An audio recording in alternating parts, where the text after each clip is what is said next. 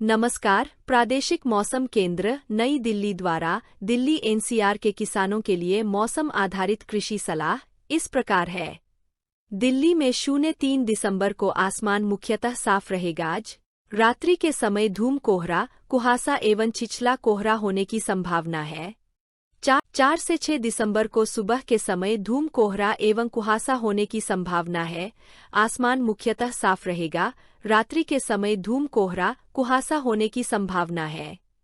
तापमान की बात करें तो आज दिल्ली में अधिकतम तापमान सामान्य से लगभग 2 डिग्री सेल्सियस अधिक होने का अनुमान है, जो कि लगभग 27 डिग्री सेल्सियस होने की संभावना है। अगले 2 से 3 दिनों में इसमें 1 से 2 डिग्री सेल्सियस कम होने की संभावना है। आज दिल्ली में न्यूनतम तापमान 10.5 डिग्री सेल्सियस दर्ज हुआ, जो कि लगभग सामान्य रहा। अगले 2 से 3 दिनों में इसमें कोई विशेष परिवर्तन होने की संभावना नहीं है। किसानों को सलाह है कि खरीफ फसलों, धान के बचे हुए अवशेषों, पराली को ना जला, क्योंकि इससे वातावरण में प्रदूषण ज्यादा होता है, जिससे स्वास्थ्य संबंधी बीमारियों की संभावना बढ़ जाती है।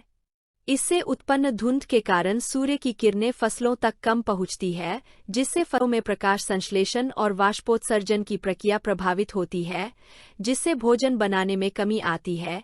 इस कारण फसलों की उत्पादकता व गुणवत्ता प्रभावित होती है।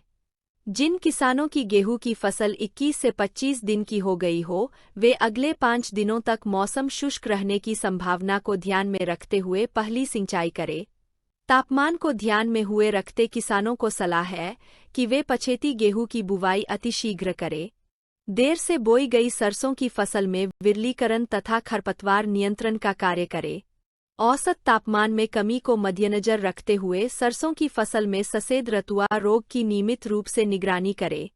इस मौसम में तैयार खेतों में प्याज की रोपाई से पहले अच्छी तरह से सड़ी हुई गोबर की खाद तथा पोटास उर्वरक का प्रयोग अवश्य करें। हवा में अधिक नमी के कारण आलू तथा टमाटर में झुलसा रोग आने की संभावना है। फसल की नियमित रूप से निगरानी करें।